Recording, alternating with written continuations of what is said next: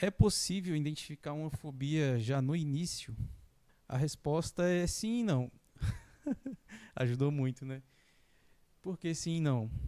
Sim, porque se a pessoa está fazendo essa pergunta, provavelmente ela tem alguma coisa que está incomodando ela, só que ela não tem certeza se é uma fobia. O meu primeiro questionamento é: precisa ter certeza? Essa é a questão mais importante antes da gente ter certeza se é uma fobia. Se você tem algum medo ou algum padrão que está te incomodando dentro desse universo aqui que nós estamos conversando, é claro, vai chegar um momento que não importa muito você ter certeza, ter aquela convicção, um diagnóstico.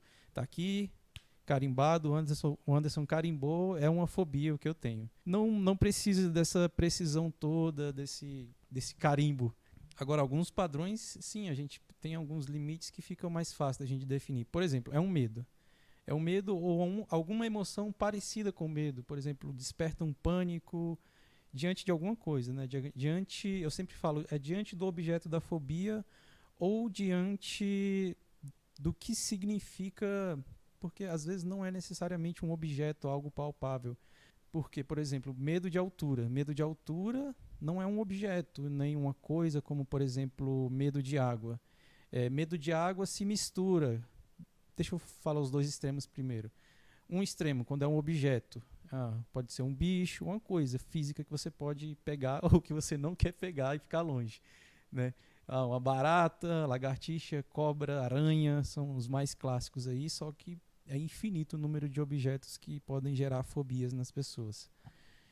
Ou um contexto, e aí a gente vai para o outro extremo. Um extremo são os objetos, as coisas palpáveis que nos despertam fobias, e o outro extremo são os contextos, contextos que geram fobia. Eu não posso tocar naquela coisa, mas esse contexto me dispara uma fobia. Por exemplo, o medo de altura. A pessoa, só de se imaginar, por exemplo, atravessando uma ponte muito alta e que ela consegue ver ali nas laterais a altura, ou tá perto de uma vidraça no 20º andar de um prédio, ou atravessar uma passarela, subir num mirante muito alto para tirar uma foto, e aí já dispara o medo ou o pânico ou a sensação de qualquer sensação desagradável que seja extrema, que você não consiga controlar. Isso já caracteriza a fobia. Aí, por exemplo, a pessoa fala: tá, mas eu não sei que emoção que gera. Sim, mesmo que você não consiga dar um nome para essa emoção te incomoda? A forma como você se sente diante desse objeto ou diante desse contexto. Você se sente incomodado e principalmente fora do controle dessa emoção, independente do nome por enquanto. Vai ter um momento que a gente vai ter que ir a fundo nessa questão do nome. No podcast acho que vai ser um ambiente mais adequado para isso, mas para iniciar não é tão importante assim você dar um nome. É muito mais importante você entender o que você sente. Se você entender com clareza o que você sente, mesmo que você não tenha um nome específico, eu até abro mão do nome. Você consegue seguir com o método sem dar um nome para essa emoção. Então você vai mapeando. Me dá um negócio aqui no estômago. Qual é o nome dessa emoção? Não sei não, é um negócio no estômago. Beleza, vamos chamar de negócio no estômago. Pronto, já tem um nome. Então, não tem um rigor da gramática, das técnicas e do idioma de como acabar com a fobia. Nesse ponto, não. Lá na frente vai ter alguns pontos, sim, que algumas palavras vão ser importantes, algumas palavras-chave que a gente vai estar estudando que sim, aqui nesse ponto, ó, coloca o tempo verbal nesse tempo verbal, coloca essa palavra nessa sequência, tem uma sintaxe correta. Sintaxe, tá? Deixa eu simplificar. Sintaxe no português, sem ser português tradicional, lá na gramática mesmo. Sintaxe é esse estudo. Se tiver algum professor de português aí, mil perdões pelas besteiras que eu falar agora. Mas eu entendo sintaxe dessa forma. A sequência e uma ordem que as palavras têm que ter para fazerem sentido. Se você pegar palavras aleatórias no dicionário, não necessariamente vai formar um sentido lógico. Mas se você pegar algumas palavras e colocar em uma sequência lógica, em uma sequência que obedeça uma sintaxe, então isso forma uma frase, correto? Se você inverte a ordem de algumas palavras, isso muda totalmente o sentido da frase. Isso é muito útil para a gente, essa metáfora, porque no nosso cérebro funciona do mesmo jeito. Existe uma sintaxe quando a gente está usando a neurolinguística, quando a gente está usando as palavras para reprogramar, por exemplo, uma emoção, uma crença, a sequência das palavras. O Anderson, quem vê de fora, vê ali, por exemplo, o Anderson falou um monte de coisas lá e começou a conversar com a pessoa e resolveu a fobia numa conversa. E é meio que isso mesmo. Mas tem uma sequência correta. Se a pessoa só olhar de fora e tentar fazer igual, aí vai lá e não funciona. Porque às vezes, sem querer, num vício de linguagem, pega e troca as palavras de lugares e aí já muda tudo. Já muda tudo. No português, uma vírgula fora do lugar muda tudo.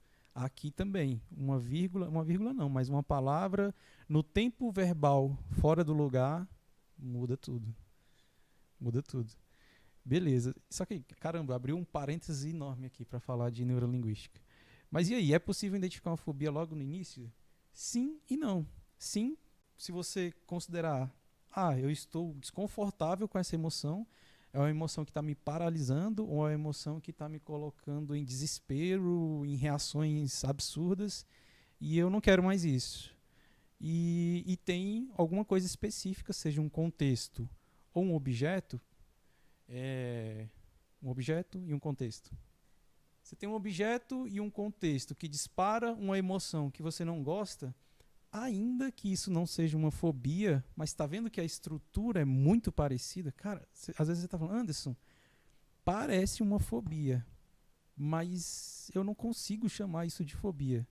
Não tem problema. Nossa, estourou aqui o foco da câmera, só um pouquinho. Beleza.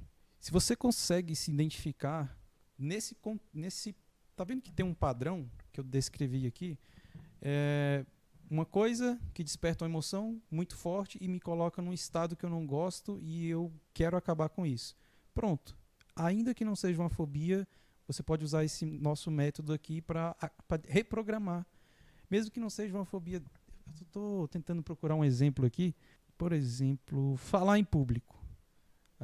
Talvez essa pessoa consiga até falar em público, subir, se for um palco só para umas 20 pessoas, a pessoa vai lá e consegue falar, ainda que suando frio, tremendo, gaguejando, garganta, boca seca. Beleza, talvez a gente não possa afirmar e bater o carimbo, é uma fobia. Mas o método vai servir para isso. Vou contar uma outra história bem interessante. Assim que eu comecei a aprender essas técnicas, eu nunca tinha aplicado em ninguém ainda. Isso tem mais de 10 anos. E aí, eu tinha uma escola de informática na época. Aquelas escolas bem... cursinho de Word, Excel, PowerPoint. Tinha alguns cursos avançados de informática também, mas a grande maioria dos alunos era desse básico lá, Windows.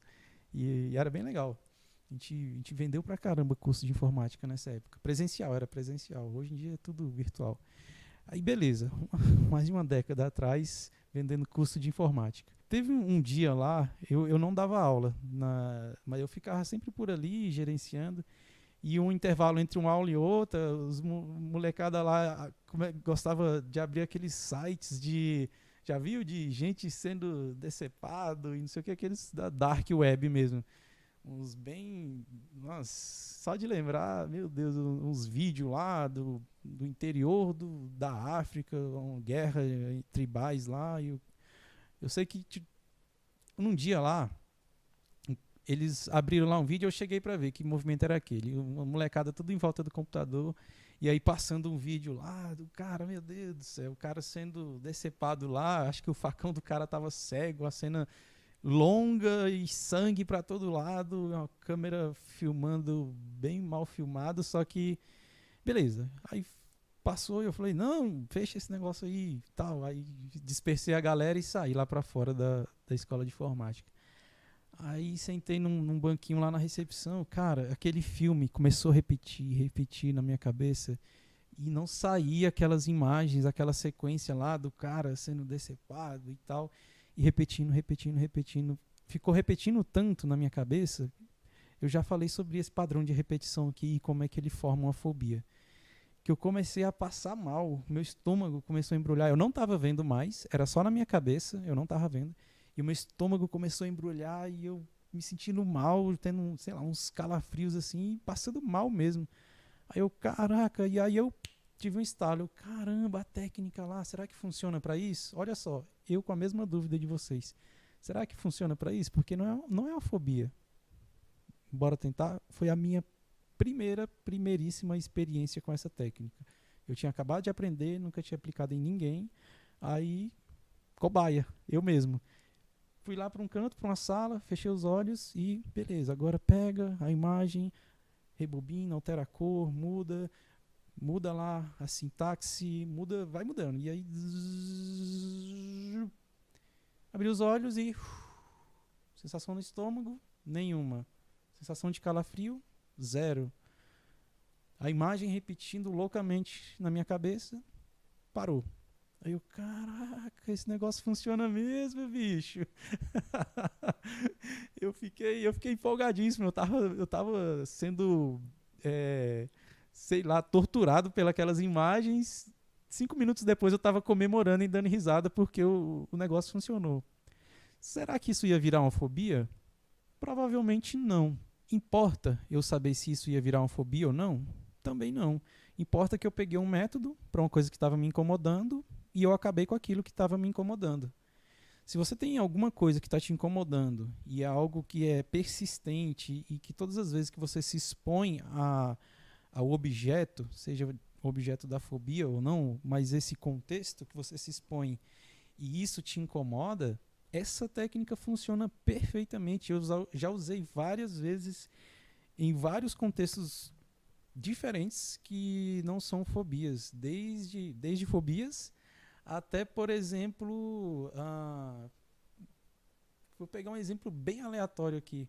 Uma menina que não superou o término com o namorado e vinha sofrendo mais de anos com isso. Usei essa mesma técnica, olha só. Bastava ela lembrar que isso começava a provocar reações no corpo, na mente, sensações de tristeza e tudo. Aí eu falei, foi uma das primeiras vezes que eu experimentei essa técnica sem ser com fobia, além de mim mesmo, né? Aí eu falei, quer tentar um negócio? Ela, quero, pelo amor de Deus, qualquer coisa para aliviar isso. Eu falei, beleza. E aí a gente aplicou a técnica e aí depois disso ela me relatou que conseguia lembrar lá do ex-namorado, dos eventos que aconteceu que ela sofreu muito com ele, mas ela falou, agora eu lembro que foi chato, ainda acho chato as memórias, mas não é mais aquele peso enorme, ai meu Deus, ai que sofrimento. Não, agora eu lembro disso e parece uma memória lá no passado, uma coisa que aconteceu há muito tempo. Antes estava muito aqui, no presente. Lembra que eu falei que às vezes o tempo verbal já muda tudo? Ela falou, antes estava muito aqui, hoje, era como se, toda vez que eu lembrava, é como se estivesse acontecendo hoje.